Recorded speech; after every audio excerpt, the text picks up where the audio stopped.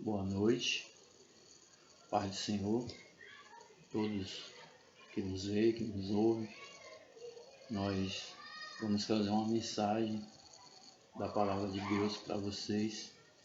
Se encontra no Evangelho de Lucas, no capítulo número 7, versículo de número 11 até o 17. Esse foi um episódio da história de Jesus, em que ele ressuscitou o filho da viúva de Naim.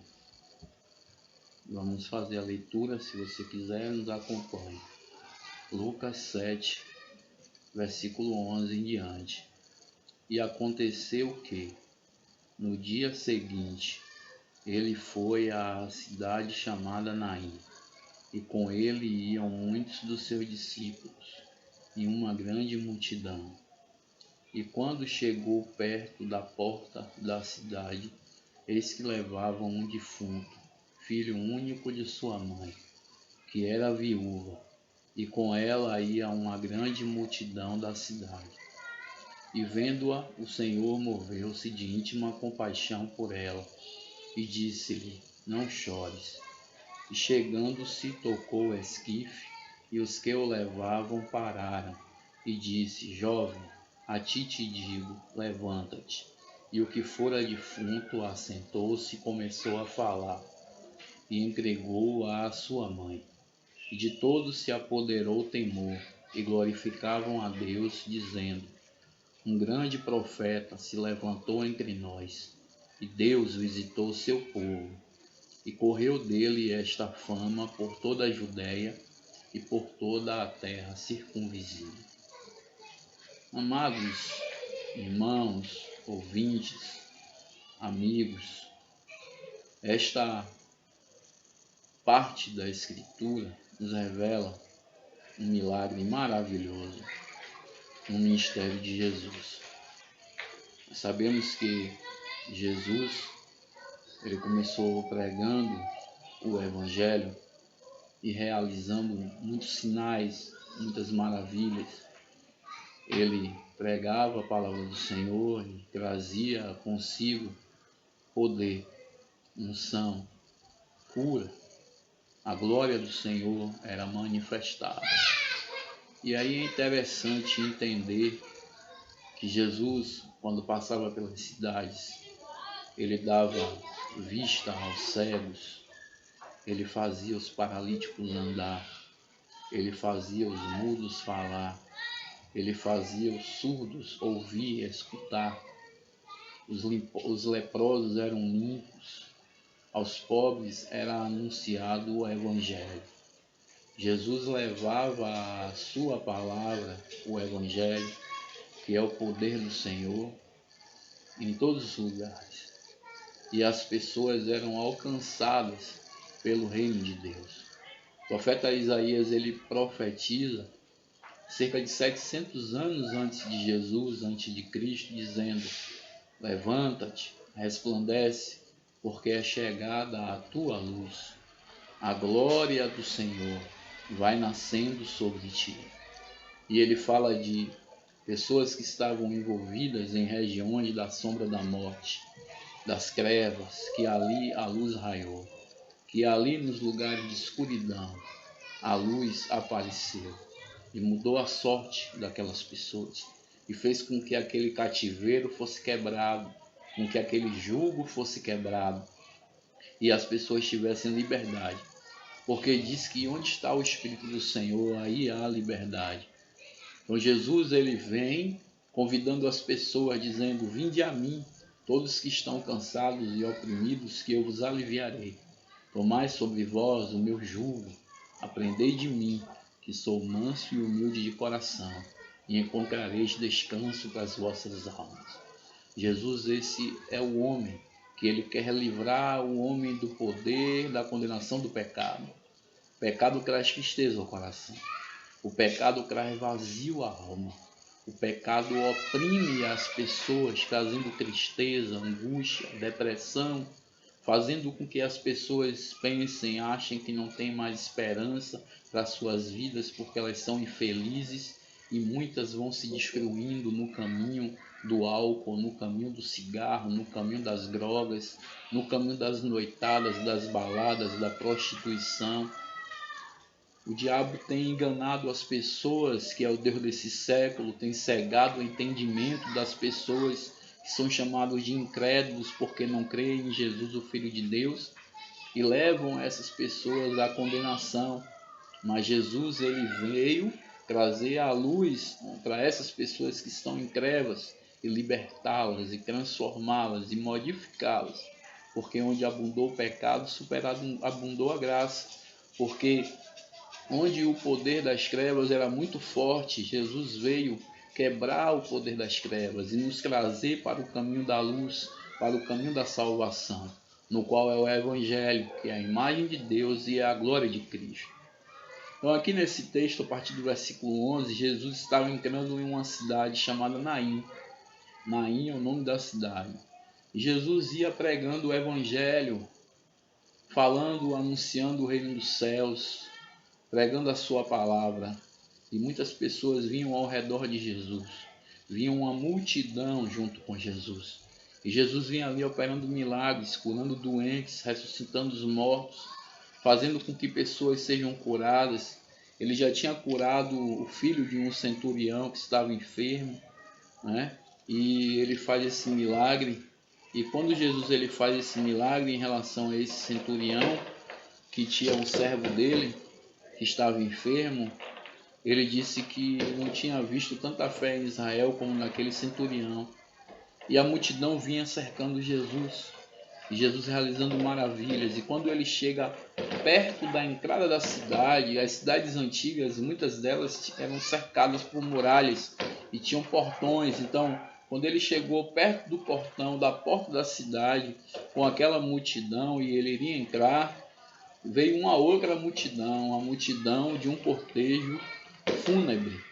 Só que Jesus vinha com o cortejo da alegria, com a multidão da alegria. As pessoas estavam se regozijando em ver os milagres que Jesus fazia, curando os doentes, curando os enfermos, trazendo vida, pregando a palavra que faz aquele bálsamo dentro de nós de alegria, através do Espírito Santo, nos dando ânimo.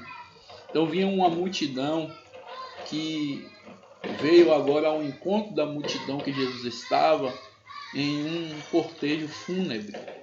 Um jovem morto, filho de sua mãe. E essa mãe já era viúva. Então ali era muito complexo a situação daquela mulher, de acordo com a cultura judaica, porque ela tinha perdido seu marido, ela era viúva e agora ela estava fazendo o enterro do seu filho.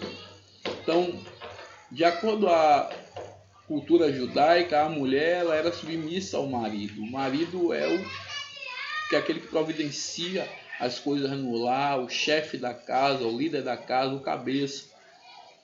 E ela tinha perdido seu marido e agora estava indo enterrar o seu filho. Ela estava fazendo aquele percurso pela segunda vez. E quem sabe ela estava lembrando do dia que ela enterrou o marido, de tudo o que aconteceu com ela, e agora ela estava levando a sua única esperança, que era o seu filho. Que o seu filho era o líder da sua casa nesse momento e agora estava morto e sendo levado ao cemitério. E vinha com ela uma multidão no cortejo fúnebre. Uns eram amigos, outros não.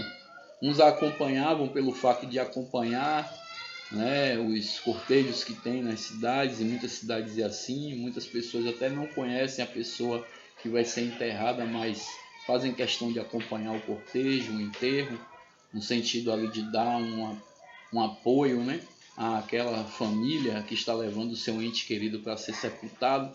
Mas tinha também naquele meio mulheres chamadas carpideiras, que elas eram compradas para poder chorar no cortejo, para poder transmitir tristeza no cortejo.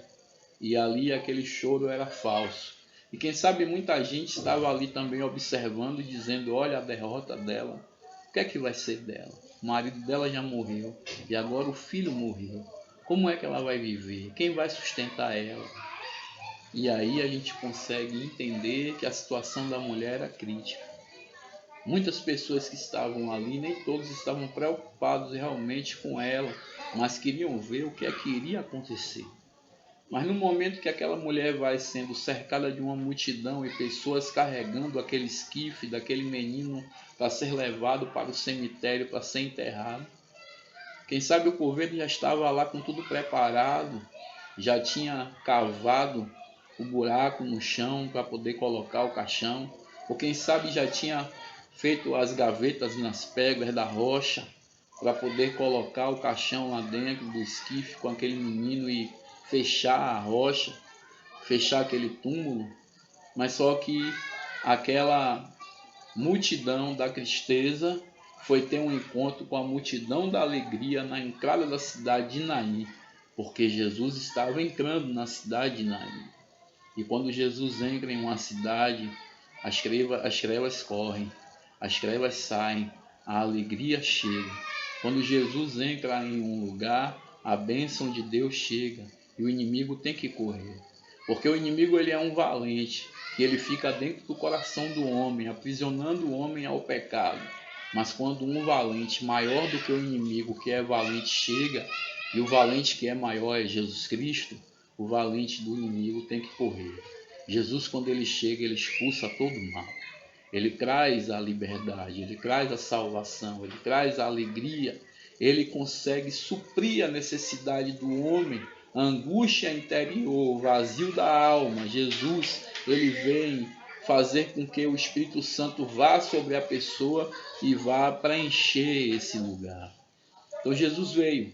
E quando Jesus viu a menina ali, a mulher chorando, e o seu filho ali sendo enterrado naquele caixão, ele chegou até aquela mulher e falou: olha, mulher, não chores. Só Jesus pode dizer para mim e para você: não chores. Porque ele teve compaixão dela e ele tem compaixão de nós. Só ele pode resolver os nossos problemas. E Jesus ele foi até aquela mulher e disse: mulher, não chores. Não precisa chorar, porque eu estou aqui. Jesus está aqui. Ele é o milagre, ele é a esperança, ele é aquele que pode trazer à existência aquilo que não existe mais, aquilo que está morto, porque ele tem poder para isso, porque a sua palavra é poderosa. Diz as Escrituras que a palavra do Senhor é como uma espada de dois gumes, que ela penetra além da divisão da alma e do espírito, das juntas e das medulas, e ela é apta para discernir as intenções do coração. Diz as Escrituras que a palavra do Senhor é como um martelo que esmiuça a penha. O martelo esmiuça a penha, tem um propósito, consegue fazer. A palavra do Senhor consegue quebrar as substâncias mais duras. A palavra do Senhor, ela é como uma chuva serode, como uma neve que cai do céu à terra e dá semente ao semeador e pão ao que come. A palavra do Senhor, ela prospera naquilo que apraz a Deus, naquilo que é da vontade de Deus. Então Jesus foi até aquela mulher e disse: não chores, porque ele é o Consolador, porque ele é aquele que pode trazer vida. E ele chegou até o esquife, até onde estava o menino deitado, naquele esquife, tipo uma madeira, e colocava o menino e ali o amarrava. E ele chegou até o menino e disse: jovem, a ti te digo, levanta-te. Só Jesus pode dizer para você: levanta-te, levanta, resplandece, é chegada a tua luz. Levanta-te, por Cristo te esclarecerá. Levanta-te. Deus usou o profeta Ezequiel e falou para ele: olha, eu coloco você diante de um vale de ossos secos, sequíssimos. Os ossos estão todos separados, não tinha carne, não tinha pele, não tinha músculo, não tinha nada. Todos separados, só ossos, um vale de ossos, milhares de ossos, todos espalhados naquele vale.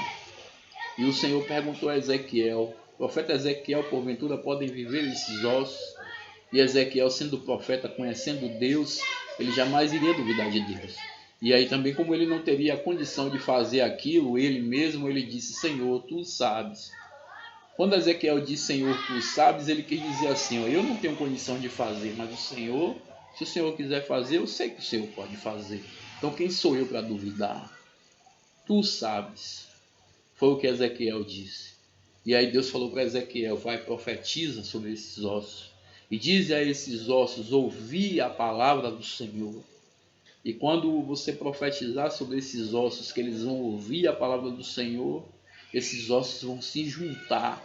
e vai haver um grande ruído, um grande reboliço, porque os ossos vão começar a sair de um lugar que estão para outro lugar. Ossos vão sair do norte, vão vir para o sul, outros do leste vão vir para o oeste, para se juntar no seu esqueleto de origem e formar os esqueletos. E ali se formaram vários esqueletos, um exército de esqueletos. Mas esqueleto só não tem vida, os ossos só, mesmo juntos em um esqueleto, não tem vida. Deus não trabalha com ossos, com zumbis, Deus trabalha com pessoas. E aí Deus fala com Ezequiel, profetiza agora para que tenha carne, o músculo, para que tenha pele. E Ezequiel profetiza. Ezequiel determina a bênção de Deus e vem sobre aqueles ossos agora músculo, carne, sangue, mas só que eles ainda não têm o sopro de vida. Se encontra ali aquele numeroso exército de agora pessoas como se tivessem mortas, com seu corpo normal, mas sem vida. E aí Deus fala a Ezequiel, profetiza ao Espírito, para que o Espírito venha dos quatro cantos da terra, do canto do norte, do canto do sul, do canto do leste, do canto do oeste. Profetiza ao Espírito, aos 7 Espíritos de Deus, para que eles venham sobre a vida desse exército e venham produzir vida e vida com abundância. E é interessante porque o inimigo traz a morte, mas Jesus, quando ele chega, ele tira a morte e traz a vida. Ele desfaz o poder de Satanás. E ali o profeta Ezequiel vai profetizar e vai vir o Espírito sobre aquelas pessoas, o sopro do Espírito de vida, e ali vai se formar um grande exército que é a nação de Israel. Deus está dizendo que a nação de Israel não ficaria no cativeiro babilônico, que ele organizaria novamente aquela nação, ele pegaria a vara de Efraim, que é a vara de José do norte, do reino do norte, e pegaria a vara do reino do sul, de Judá, que juntamente com Benjamim formavam o reino do sul, com a capital em Jerusalém, e vai formar mais uma vez um reino só, o reino de Israel. A profecia que ele diz a Ezequiel é que ele quer dizer que o reino não vai ficar dividido, vai ficar junto, unificado, através de um homem chamado Messias, o Filho de Deus, Jesus Cristo. Isso está determinado para o milênio. Isso aí também foi determinado quando Israel saiu de vários lugares para novamente se reunir no seu estado em 1948, quando a Organização das Nações Unidas permitiu que Israel tivesse o seu estado novamente. Mas o que eu quero dizer é que o Espírito vem sobre as vidas das pessoas. Você pode estar com seus ossos aí sequíssimos. Você pode estar aí triste, angustiado, amargurado. Quem sabe você pode ser viciado em drogas. Você pode estar sendo opresso pelo inimigo, pelo diabo. Saiba de uma coisa, eu te apresento Jesus Cristo, o Filho de Deus, o libertador, o transformador, aquele que pode dar vida, aquele que pode trazer a salvação para você. Eu não quero te apresentar religião, não falo de religião, eu falo de Jesus. Eu não vou falar para você de placa de igreja. Eu sou de uma igreja, mas não vou falar da igreja, eu vou falar de Jesus. Eu quero que você tenha um encontro com Jesus, aceite a Jesus. Porque a todos é levado o caminho da salvação. E esse dia é o dia de hoje, que é o caminho da salvação apresentado até você. Então a mulher aqui, ela viu Jesus dizer para o seu filho que estava naquele esquife morto: jovem, a ti te digo, levanta-te. Quando Jesus falou para ele, levanta-te, ele se levantou do esquife, se assentou no esquife e começou a falar. Eu acredito que as pessoas que estavam ali, como diz as Escrituras, ficaram com muito temor, com muito medo, porque eles nunca tinham visto um morto se ressuscitar. Se apoderou deles um medo, e todos começaram a glorificar a Deus, a enaltecer o nome de Deus. Começaram a dizer que um grande profeta tinha se levantado no meio deles, que Deus tinha visitado o seu povo. Por quê? Porque eles já tinham visto os fariseus pregarem, eles já tinham visto os saduceus pregarem, já tinham visto as pessoas falarem das palavras de Deus, do Antigo Testamento, do Torá, da lei, dos profetas, mas nunca tinham visto um profeta ressuscitar um morto na frente deles. E quando eles viram aquilo, eles se maravilharam. E a fama de Jesus começou a correr por toda a Judéia, por toda a terra circunvizinha. Amigo, A fama de Jesus já correu em todos os lugares. A fama de Jesus se encontra aqui nesta noite, até na internet, em todos os lugares. Você vai encontrar, vai ouvir falar de Jesus. Entenda que quando nós falamos de Jesus, não estamos falando de religião, de igreja, de placa denominacional. Não estamos interessados se você vai para a igreja A, igreja B, igreja C. Isso aí é uma decisão sua. A nossa intenção é que você tenha um encontro com Jesus Cristo, Filho de Deus. Aquele que pode salvar a humanidade. Aquele que pode libertar a humanidade. Aquele que quer te dar um novo nome. Um nome escrito no livro da vida. Você precisa examinar as Escrituras e conhecer a Deus. Conhecer a Jesus Cristo. Porque Ele é o Salvador do mundo e Ele quer te salvar. E hoje é o dia aceitável. Hoje é o dia em que o Senhor ele quer trazer para você a sua revelação de Jesus Cristo, o qual Deus nos deu. Ele quer mostrar para nós as coisas que brevemente devem acontecer e que foram escritas através do anjo que levou a João, por exemplo, no Apocalipse, que foi escrita através dos outros escritores da Bíblia Sagrada, como os evangelistas Mateus, Marcos, Lucas, João, e entre outros escritores, Tiago, Paulo. Nós trazemos a palavra do Senhor, que é o testemunho de Jesus Cristo, e é isso que deve ser visto e ouvido por você, porque bem-aventurado é aquele que lê, que ouve as palavras da profecia, do livro, né? No caso, isso está escrito no Apocalipse, que guardam todas as coisas que nelas estão escritas, porque o tempo está próximo, né? Esse é um versículo de Apocalipse 1, versículo 3. Mas a ideia aqui é dizer a você o quê? Que o Senhor, Ele nos fez reis e sacerdotes para Deus, o seu Pai. E ao Senhor Jesus seja a glória e o poder para sempre. Amém? Porque Jesus vem com as nuvens. Todo olho verá. Até mesmo aqueles que os transpassaram, até Israel, que transpassou a Jesus, que matou a Jesus, vai ver Jesus vir com as nuvens sobre as tribos de Israel, e as tribos de Israel vão lamentar esse dia, porque o Senhor é o alfa e o ômega, o princípio e o fim, aquele que era, que é e que há de vir, o Todo-Poderoso. E aqui eu estou falando não é do arrebatamento da igreja, não. Aqui é a segunda vinda de Cristo, o qual ele vem sobre os montes de Israel para julgar a humanidade. Com o sopro da sua boca ele vai desfazer com o anticristo. O anticristo vai ser lançado um lago de fogo que arde enxofre, o diabo vai ser amarrado por um anjo e vai ficar colocado lá preso durante 1000 anos, no qual o Senhor virá reinar aqui na terra com a igreja e com Israel durante 1000 anos. Depois desses 1000 anos, o diabo vai ser solto de novo para enganar a Israel, para enganar as nações, e aí ele vai reunir um exército para vir lutar contra Jesus no vale de Getsêmani, ou no vale de Josafá. E lá o Senhor, com o sopro da sua boca, vai fazer com que ele seja completamente desbaratado e ele vai ser lançado no lago de fogo que arde em enxofre.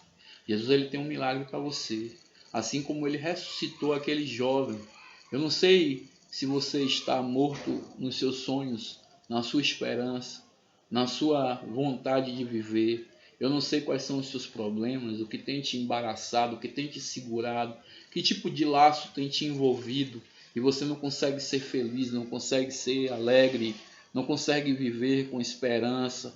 Quem sabe você quer até dar cabo de sua vida, quem sabe você até quer se suicidar. Mas saiba de uma coisa, que existe um homem que traz a esperança para a humanidade, para qualquer pessoa. Ele é Jesus Cristo, Filho de Deus. Ele quer te tirar desse charco profundo, desse lamaçal de pecado que você se encontra. Ele quer firmar os seus passos em uma rocha. E com Jesus você vai ficar firme e vai ter vitória. Jesus me tirou do laço do pecado e da morte.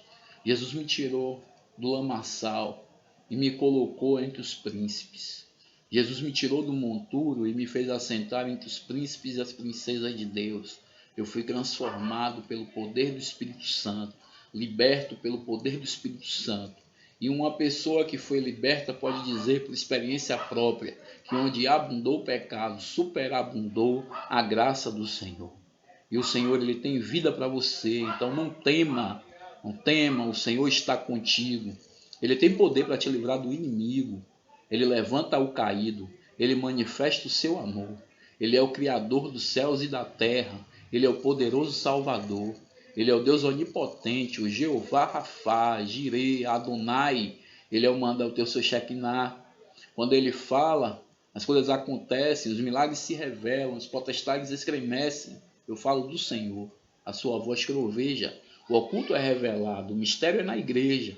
Quando o crente adora, derrama a sua unção, vinda do altar, trazendo libertação. Não tema, meu irmão. O Senhor é quem traz paz. Ele quem desfaz o poder de Satanás. Maravilhoso conselheiro, Pai da eternidade, príncipe da paz. Eu vivo agora o seu milagre. Ele é o Redentor. Redime a minha alma, livrar do cativeiro, apaga toda a fornalha. Abre o mar vermelho para Israel passar.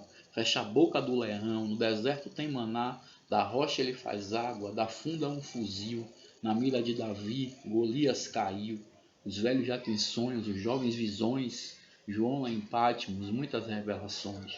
Não tema meu irmão quando for perseguido, vivendo aflições na rocha em Cristo, a batalha firmada, se vence a guerra, o poder do louvor, a unção se manifesta. Então declare agora toda a gratidão a Cristo Jesus, nossa redenção. Escreve o seu nome no livro da vida, com caneta de ouro registra a sua saída. Da vida de trevas larga o pecado, escravo se liberta, encontro com o amado, que deu sua vida para nos abençoar. Por isso o seu nome e minha vida eu vou honrar. Jesus quer fazer isso na sua vida. E ele diz para você assim, Apocalipse 22:14, bem-aventurados aqueles que guardam seus mandamentos, ou que guardam seus caminhos, para que tenham direito à árvore da vida e possam entrar na cidade pelas portas. Tem uma outra versão que diz assim, bem-aventurados aqueles que lavam as suas vestiduras no sangue do Cordeiro, para que possam ter parte à árvore da vida e possam entrar na cidade pelas portas. Jesus, ele lava você no sangue dele, para que a sua vida espiritual, as suas vestes espirituais venham ser mais alvas do que a mais pura lã, mais branca do que tudo que você já viu por aí. Jesus, ele quer que você guarde o mandamento dele, a palavra dele, para que ele possa te dar a vida eterna. Ele é a vida eterna. E ele faz com que você entre na Nova Jerusalém, que é a cidade de Deus, pelas portas, que ele mesmo é a porta. O Espírito e a noiva, que é a igreja, dizem, vem. Quem ouve, diga, vem. Quem tem sede, venha e tome de graça da água da vida. Apocalipse 22:17. O Espírito e a esposa dizem, vem. Você que ouve, diga, vem. Quem tem sede, venha. Tome de graça da água da vida. Deus te abençoe. Você tenha uma boa noite. Nos ajude. Se inscreva lá no nosso canal Sobrevivente MC Historiador. Vai aparecer aí na tela, né? Aceite a Jesus, tenha um encontro com Ele. E o melhor Ele tem a fazer em sua vida. Boa noite, que Deus abençoe.